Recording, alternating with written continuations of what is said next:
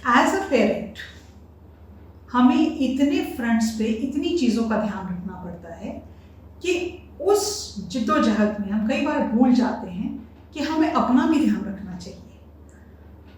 हम पेरेंट्स जब बनते हैं तो हमें कोई मैनुअल नहीं मिलता, कोई किताब नहीं मिलती कि भैया ये पढ़ लो और ऐसे ऐसे ऐसे पेरेंट्स बनना है। पेरेंटिंग की जो जर्नी है वो परफेक्शन की नहीं है। पेरेंटिंग की जर्नी है वो ट्रायल एंड एरर की। हम ये करते हैं तो ये सीखते हैं, ये करते हैं तो ये सीखते हैं। लेकिन इन सब चीज़ों में बहुत ज़रूरी चीज़ जो बहुत सारे पेरेंट्स बिल्कुल भूल जाते हैं वो ये है कि हमें अपना ध्यान रखना आना चाहिए।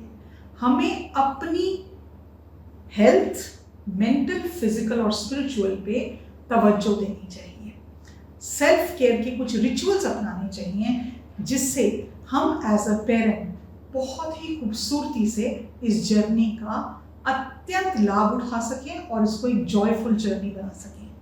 नमस्कार, मैं हूँ डॉक्टर नलिनी तनेजा, एक पेरेंटिंग एक्सपर्ट, एक मेंटर हूँ और एक कोच हूँ। मैं पेरेंटिंग कंसल्टेंट की तरह काम करती हूँ और कोचिंग करती हूँ। तो आज हम बात करते हैं वो 5 सेल्फ केयर के आइडियाज़ जो पेरेंट्स को पूरे तौर पे अपनाने चाहिए ताकि उनको एक पेरेंट होने का स्ट्रेस ना महसूस हो। तो सबसे पहली सवाल जो मैं आपसे करना चाहती हूँ वो ये है, आपको क्या ये लगता है कि एज अ पेरेंट आपको बहुत ज़्यादा स्ट्रेस है? आपको क्या ये लगता है कि पेरेंट बनने के बाद आपकी जर्नी जो है वो बहुत ही टेंशन और वरीसम हो गई है? आपको क्या ये लगता है पेरेंट बन तो गए लेकिन बाप रे बाप, हमें तो ये पता ही नहीं था एज अ पेरेंट हमें इतनी चीज़ों का ध्यान रखना पड़ता है? अगर आप इस सिचुएशन में हैं और इन सवालों का जवाब आप एक बिग यस में दे रहे हैं तो आप कहीं पर अपना ध्यान रखना भूल गए हैं। आपको कुछ एक्सपेक्टेशन थी इस जर्नी से और आपको जो रिजल्ट मिल रहा है उस जर्नी से वो आपको बुरी तरह से डिसअपॉइंट कर रहा है। एक्सपेक्टेशन होगी तो डिसअपॉइंटमेंट तो सामने खड़ी होगी, है ना? अगर आपको ये लगता था यार मेरा बच्चा तो क्लास में फर्स्ट ही आएगा और आपका बच्चा फेल हो रहा है तो भी आपको टेंशन है। आप ये चाहते थे कि आपका बच्चा सबसे वेल बिहेव्ड हो और आपका बच्चा बिल्कुल अफलातूनी है तो भी आपको स्ट्रेस होगा। तो सबसे पहली बात आपको ये समझने की ज़रूरत है, आप हैं और आपका बच्चा है लेकिन वो आप नहीं है। हर बच्चा एक यूनिक पर्सनालिटी, यूनिक क्वालिटीज और यूनिक स्किल सेट के साथ पैदा होता है। वो आपका क्लोन नहीं होता। जब आप ये अपने मन में धारणा करते हैं कि अरे मैं जब छोटी थी तो मैं तो आवाज़ ही नहीं थी मेरे मुंह में, मैं तो माँ बाप के आगे बोल ही नहीं सकते थे। आज के बच्चे वैसे नहीं हैं। हम जवाब ही नहीं दे सकते थे अपने माँ बाप को, आज के बच्चे वैसे नहीं हैं। जब मैं छोटी थी अरे मैं तो इंग्लिश में 100 आउट ऑफ 100 मार्क्स लाती थी। आपके बच्चे की हो सकता है मैथ्स में वैसे आते हो सकता है कोई बच्चे की किसी भी सब्जेक्ट में 100 आउट ऑफ 100 नहीं आते हो। तो क्या आपका बच्चा फेलियर हो गया? बिल्कुल भी नहीं। आपके बच्चे में और स्किल सेट्स हो सकते हैं, हो सकता है वो वीक है तो उसको उसमें अटेंशन पे करने की ज़रूरत है, आपको और सपोर्ट देने की ज़रूरत है। आप ये कह सकते हैं मुझे तो किसी से कॉम्प्लेक्स ही नहीं होता था, सारा स्कूल मेरा दोस्त होता था। लेकिन आपका बच्चा हो सकता है इंट्रोवर्ट हो। तो पहले सबसे ज़रूरी ये समझने की बात है, आपका बच्चा एक यूनिक पर्सनालिटी से लेके आया है, एक यूनिक क्वालिटीज़ को लेके आया है। आप अपने आप से अपने बच्चे को कंपेयर करना बंद कर दें। ये सबसे बड़ी बात है। इससे पहले कि मैं ये बात करूं उन 5 सेल्फ केयर स्ट्रैटेजीज की, पहली चीज, हम कभी भी बचपन से लेकर हमें कभी सिखाया ही नहीं जाता कि भैया अपने लिए थोड़ा टाइम निकालो, अपने लिए कुछ करो, सिर्फ अपने लिए। खाना बनाएंगे, दफ्तर जाएंगे, घर वापस आएंगे, घर को समेटेंगे, दोस्तों से मिलेंगे, बच्चों का ध्यान रखेंगे, पूरे परिवार का, रिश्तेदारों का ध्यान रखेंगे। अपना ध्यान कब रखेंगे? Where is your me time? आपका अपना टाइम आपके लिए कहाँ है? और अगर नहीं है, क्योंकि हमें कभी सिखाया ही नहीं गया कि आप अपनी जिंदगी के दारोमदार में सबसे इंपॉर्टेंट चीज हैं, कोई और नहीं है। आप हैं तो दुनिया है, आप गए तो दुनिया खत्म। तो अपने लिए टाइम निकालना ऑन अ प्रायोरिटी बेसिस बहुत जरूरी है। आपके लिए तो है ही, आपके परिवार के लिए और आपके बच्चों के लिए भी उतना ही जरूरी है। तो ये मी टाइम क्या है? ये मी टाइम वो टाइम है जिसमें आप वो करते हैं जो आपको अच्छा लगता है और जो आपके लिए अच्छा है। मैंने गलत सेंटेंस बोला, वो नहीं जो आपको अच्छा लगता है। हो सकता है आपको सारा दिन व्हाट्सएप पे स्क्रॉल करना अच्छा लगता हो सकता है आपको सारा टाइम फेसबुक पे रहना अच्छा लगता हो सकता है आपको अमेजॉन प्राइम पे सारा टाइम बिताना अच्छा लगता हो। बिल्कुल भी नहीं, जो आपके लिए अच्छा है। सो आपके लिए जो चीज अच्छी है, हो सकता है सुबह उठ के सनराइज देखना, हो सकता है अपने गार्डन में पौधों को पानी देना, हो सकता है एक वॉक करना, हो सकता है योगा करना, हो सकता है पिलाटेस करना, हो सकता है एक अच्छी किताब पढ़ना, हो सकता है मेडिटेशन करना। ये जितने भी एग्जाम्पल्स मैंने आपको अभी दिए हैं, ये रिसर्च प्रूफ करता है कि ये आपकी सेहत के लिए अच्छा है, चाहे वो दिमागी सेहत हो, स्पिरिचुअल सेहत हो या आपकी फिजिकल हेल्थ को लेकर हो। तो अपने लिए 1 घंटा रोज निकालना जिसमें आप वो चीजें करेंगे जो आपके लिए बेहतर है, उसको ही मैं मी टाइम कहती हूँ। इसको करना इसलिए जरूरी है कि आपका ध्यान आपसे बेहतर कोई और नहीं रख सकता। हमें अपनी डिपेंडेंसी, हमें अपनी हैप्पीनेस, अपनी हेल्थ, अपनी वेलबींग किसी और पे निर्भर नहीं करनी है। अगर हम ये सोचते हैं मेरा हस्बैंड है वो कर लेंगे, मेरी वाइफ है वो कर लेगी, क्यों करेगी? हम एक एडल्ट हैं, हम अपने बच्चों के आगे एक अच्छा एग्जाम्पल सेट करना चाहते हैं। अगर आज आप सुबह उठकर मेडिटेशन करते हैं, हाईली लाइकली है कि आपके बच्चे आपको देख के मेडिटेशन करना शुरू करेंगे। क्या आप ये जानते हैं, हमारे देश में 4 में से 1 इंसान को 15 से 34 साल की उम्र में मेंटल हेल्थ इशू होता है और ये सबसे ज़्यादा प्रेवलेंट है 15 से 24 साल की उम्र में। हमारे बच्चों को ज़बरदस्त मेंटल हेल्थ इश्यूज हैं, स्ट्रेस है, मैनेजमेंट नहीं हो पाती उनसे, प्रेशर बहुत है, पीयर प्रेशर है, सोशल मीडिया का प्रेशर है, ये प्रेशर है, वो प्रेशर है और वही प्रेशर्स हमारे ऊपर भी हैं। तो ये एक सबसे बड़ी ज़रूरी, दिन में 1 घंटा निकाल के वो करना जो आपके लिए अच्छा है। दूसरी चीज़, कई बार ऐसा होता है कि हमारे साथ कुछ हो रहा होता है, हमारी तबीयत मेंटली ठीक नहीं है, हम मूड स्विंग्स बहुत हो रहे हैं, हमारे को स्ट्रेस बहुत है, हम समझ में भी नहीं आता हमारे को इतना स्ट्रेस क्यों हो रहा है, लेकिन हम अंदर से खुश नहीं होते, हम अंदर से हैप्पी नहीं। काम का बहुत स्ट्रेस है, घर में स्ट्रेस है, झगड़ा हो रहा है, बात बात में हम इरिटेट हो रहे हैं। अगर आप ऐसा महसूस करते हैं तो उसके लिए सपोर्ट ढूंढिए। आपकी कोई अच्छी फ्रेंड है जिससे आप बात कर सकते हैं, आप एक काउंसलर के पास जा सकते हैं, आप एक कोच के पास जा सकते हैं, आप एक मेंटर के पास जा सकते हैं, और नहीं तो आप एक जर्नल लिख सकते हैं।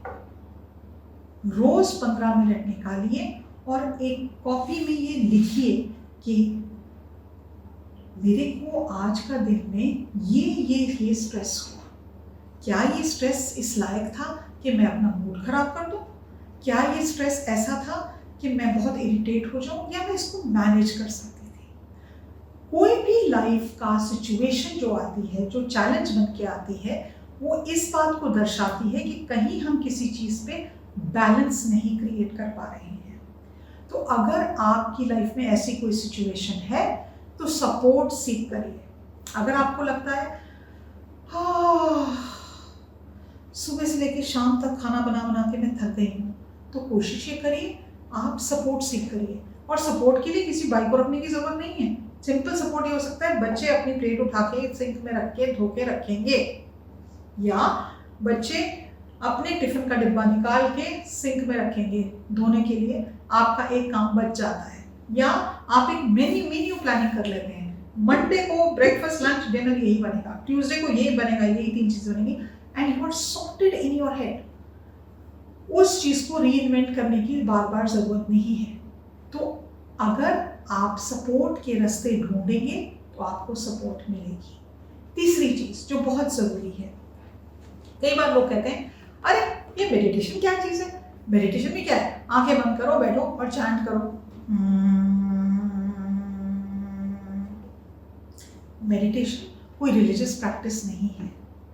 मेडिटेशन कोई एक पर्टिकुलर धर्म का कुछ बताने की जरिया नहीं है कि इसको फॉलो करना चाहिए। मेडिटेशन कहिए या माइंडफुलनेस कहिए, बेसिकली एक तरीका है शांति से बैठ जाना, शांति से बैठ जाना और फिर सिर्फ अपने सांस पर ध्यान देना। होता क्या है मेडिटेशन में, जैसे ही आप बैठते हैं आपका एक थॉट इधर जाता है, फिर दूसरा थॉट इधर जाता है और तीसरा थॉट इधर जाता है और चौथा थॉट इधर जाता है, क्योंकि आप एक सेकंड में या एक मिनट में हजारों थॉट्स देखते हैं। तो आपका दिमाग बिल्कुल एक मंकी की तरह इधर से उधर, उधर से इधर, उधर से इधर भाग रहा होता है। जब आप माइंडफुलनेस की प्रैक्टिस करते हैं, मेडिटेशन की प्रैक्टिस करते हैं, तो आपका माइंड शांत होता है। आप इंस्टेड ऑफ वो थॉट मुझे सब्जी खानी है या बनानी है, वो थॉट जा रहा है, आप उसके साथ नहीं चल पड़ते, आप उस थॉट को देखते, अरे ये गया ये थॉट, फिर दूसरा थॉट बच्चों को स्कूल से लाना है, फिर तीसरा थॉट, आप उसको ऑब्जर्व करते हैं, आप उसके साथ चल नहीं पड़ते।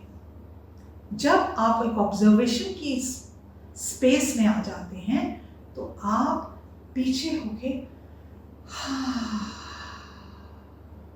शांति से बैठ जाते हैं। तो आपकी मन, जो मंकी माइंड जो इधर से उधर, उधर से इधर छलांग मार रहा होता है, वो शांत होना सीख जाता है। तो मेडिटेशन की प्रैक्टिस जो है या माइंडफुलनेस की जो प्रैक्टिस है, वो आपको आपसे मिलाती है। This is what meditation is according to me. Mindfulness is connecting you to your deeper self. आप खुद क्या हैं, आप कितना खूबसूरत एक मिरेकल है, उससे आपको अवगत कराती है। आपको ये बताती है कि आप अपने आप में कंप्लीट हैं। I am enough. तो ये प्रैक्टिस करिए ताकि आपका मन और दिमाग शांत हो जाए। एक और चीज जो बहुत जरूरी है एज अ पेरेंट, क्या होता है कि हम अपनी जिंदगी में दायरे नहीं बनाते, दायरों में अपनी जिंदगी को नहीं रखते। एक फ्रेंड का फोन आया तो जी बातें चल रही हैं, 15 मिनट हो गए, 20 मिनट हो गए, 50 मिनट हो गए, 1 घंटे तक बात चल रही है। इसमें क्या हुआ, आपका खाना बनाने का टाइम लेट हो गया, खाना तैयार नहीं हुआ, क्या हुआ, स्ट्रेस हुआ। ठीक, आपके घर में आपके कोई गेस्ट आते हैं और कहते हैं तुम्हारे घर में ना ये डेकोरेशन जो है ना मुझे अच्छी नहीं लग रही, और मेरे को लग रहा है कि तुम्हें अपने घर की कलर स्कीम चेंज करनी लग चाहिए, है ना।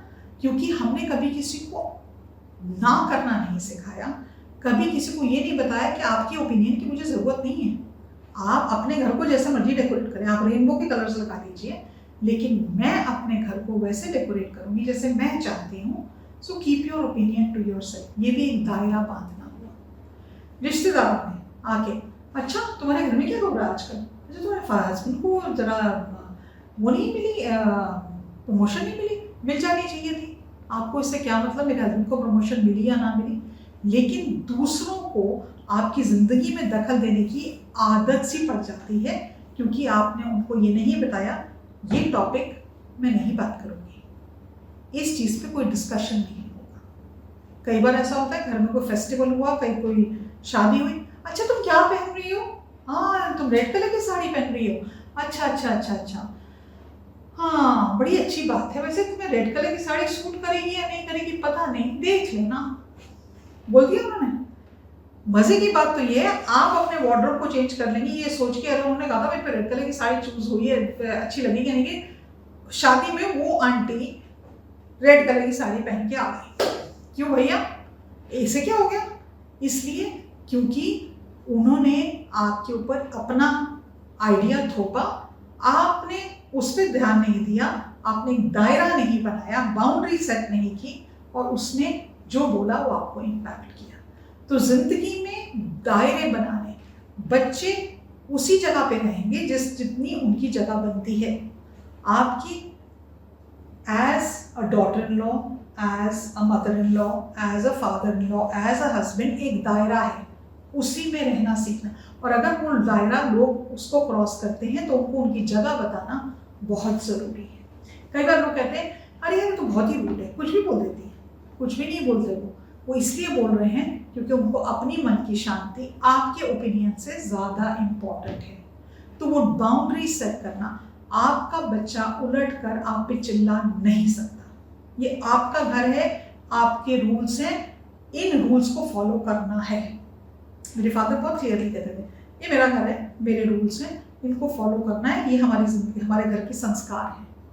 इन संस्कारों के दायरे में आपको रहना पड़ेगा। आपको अच्छा लगे बहुत अच्छी बात है, बुरा लगे और भी अच्छी बात है। और होता क्या है, जब हम बाउंड्री सेट करते हैं तो हम अपने बच्चों को प्रिपेयर करते हैं उस संसार की तरफ जहां उनके हिसाब से दुनिया नहीं चलती। कल जॉब मिलेगा, आपको 7 बजे 8 बजे दफ्तर पहुंचना है, नहीं तो आपको जॉब से निकाल देंगे। कल बॉस उलट के कुछ बोलेगा तो आप में क्षमता होनी चाहिए उसको बर्दाश्त करने के लिए, कितनी नौकरियां बदलोगे। बाउंड्री सेट करना एक सेल्फ केयर की बहुत बहुत बहुत ज़रूरी एलिमेंट है। तो आपको अपने लिए वो बाउंड्री सेट करना, आपसे कोई बदतमीजी से बात नहीं कर सकता, इट इज़ नॉट एक्सेप्टेबल। आप क्यों मेरे से बदतमीजी से बात करेंगे? क्या मैं आपसे बदतमीजी से बात करती हूँ? और अगर मैं नहीं करती तो आपको भी कोई हक नहीं पड़ता कि आप मुझसे बदतमीजी से बोलें। तो ये एक सेल्फ केयर की हैबिट है जो एज अ पेरेंट आपको ज़रूर डेवलप करनी चाहिए। Last but not the least, जब हम पेरेंटिंग की बात करते हैं, स्पेशली जब पेरेंट्स यंग हैं या बच्चे भी छोटे हैं, जैसे बड़े होते हैं, हमारा फिजिकल वर्क बढ़ता जाता है। जब हम शादी हुए हैं, हस्बैंड वाइफ हैं, नो टेंशन, जी घूम रहे हैं, फिर रहे हैं, सब ठीक है। अब अचानक से आपकी बेबी होता है, बेबी के साथ आपका काम बढ़ता है, आपकी फिजिकल वर्क का एलिमेंट ज़्यादा बढ़ता जाता है। पहले आपको सिर्फ अपने हस्बैंड का और अपना ध्यान रखना था, अब बच्चे का भी ध्यान रखना है, फिर दूसरा बच्चा होता है, फिर 2 बच्चों का ध्यान रखना है, फिर घर का ध्यान रखना है। इन सब के लिए एक चीज़ जो बहुत बहुत महत्वपूर्ण है वो है आपकी फिजिकल हेल्थ, आपकी फिजिकल फिटनेस। आप फिजिकली कितने फिट हैं? आप क्या रोज़मर्रा की ज़िंदगी में अपनी डाइट का ध्यान रखते हैं? फिजिकल फिटनेस 3 चीज़ों के मैं मानती हूँ, डाइट, स्लीप एंड एक्सरसाइज। आप क्या रोज़ 20 से 25 मिनट लेके, या 20 मिनट तो डॉक्टर्स कहते हैं होनी ही चाहिए फिजिकल एक्सरसाइज। क्या आप वॉक करते हैं? कोई भी फॉर्म ऑफ एक्सरसाइज हो सकता है, योगा हो सकता है, पिलाटेस हो सकता है, वॉक हो सकता है, डांस हो सकता है, कुछ भी। बट क्या आप वो 20 मिनट्स अपनी फिजिकल एक्टिविटी को देते हैं? It is very very very important. आपकी डाइट कैसी है? क्या आपकी डाइट में फाइबर इनफ है? क्या आपकी डाइट में फ्रूट्स एंड वेजिटेबल्स इनफ हैं? क्या आपकी डाइट में नट्स इंक्लूडेड हैं? क्या आपकी डाइट में आप कोशिश करते हैं कि आप रॉ वेजिटेबल्स या सैलड्स वगैरह ज़्यादा खाएं, दालें ज़्यादा खाएं, या प्रोटीन रिच डाइट खाएं? इन सब के बारे में अपने आप की अवेयरनेस बढ़ाना। यूट्यूब में लाखों वीडियोस हैं जो आपको एक हेल्दी डाइट के बारे में बताते हैं, उसके बारे में अटेंशन पे करना। आप अपने बच्चों को कैसा टिफ़िन दे रहे हैं? क्या आप अपने बच्चों को हर तरह की फूड हैबिट्स में इंट्रोड्यूस करते हैं? वो सब उनको इंट्रोड्यूस करने से पहले क्या आप अपनी डाइट पे अप्लाई करते हैं? और एक चीज़ जो मुझे लगता है एक गेम चेंजर है, अब तो रिसर्च इतना प्रूव कर रही है कि अच्छी नींद अगर आप नहीं ले पा रहे हैं तो आप diabetes, blood pressure, obesity, heart disease, इन सब की चांसेस अपनी ज़िंदगी में होने के बहुत ज़्यादा बढ़ाते हैं। मैंने कई बार देखा पेरेंट्स अच्छी तरह से नींद नहीं ले पाते, वो अपने आप को ये कन्विंस कर देते हैं कि 5 घंटे सो लिए या 6 घंटे सो लिए, बहुत हो गया। सॉरी, आपको कम से कम 7 से 8 घंटे की नींद की ज़रूरत है। अगर आप अपने बेडरूम में चले जाते हैं सोने के लिए 10 बजे, लेकिन आप 12 बजे तक टेलीविज़न देख रहे हैं, सो आपकी नींद सिर्फ 5 घंटे की हुई है। और अगर हो सके तो अपने बेडरूम से टेलीविजन को बाहर निकाल दें। एक आप अपनी सेहत के लिए एक अच्छा डिसीजन ले सकते हैं, तो टेलीविजन को अपने रूम से बाहर निकाल दें और अपने मोबाइल फ़ोन का भी चार्जिंग पॉइंट अपने कमरे से बाहर रखें। आजकल अगर टेलीविजन नहीं है तो मोबाइल तो है, टेलीविजन नहीं देखेंगे तो मोबाइल पर स्क्रॉल करते रहेंगे। तो मोबाइल को अपने कमरे से बाहर कर दें। सोने से 1 घंटा पहले आप किसी भी गैजेट से अपने आप को महरूम रखें। Don't indulge with any gadget 1 hour before you sleep. So ये कुछ टिप्स हैं सेल्फ केयर की जो एज अ पेरेंट आप अपनी ज़िंदगी में ज़रूर अप्लाई करें। अपना ध्यान रखना सीखें। पेरेंटिंग जर्नी चैलेंजिंग है, लेकिन बहुत जॉयफुल और कंफर्टेबल भी हो सकती है। लेकिन उसका एक मेजर इम्पॉर्टेंट प्रिंसिपल है, आप जब तक खुश नहीं रहेंगे, आप जब तक अपनी फिजिकल, मेंटल और स्पिरिचुअल हेल्थ में अच्छे नहीं रहेंगे, आप अपने लिए मी टाइम नहीं निकालेंगे, तो आप इस जर्नी को पूरी तरह से एंजॉय नहीं कर पाएंगे। आज के लिए इतना ही। अगर आपके कोई भी सवाल हो, आप कमेंट्स में मुझे ज़रूर भेजें और मैं उनको जवाब देने का पूर्ण रूप से प्रयत्न करूँगी। नमस्कार।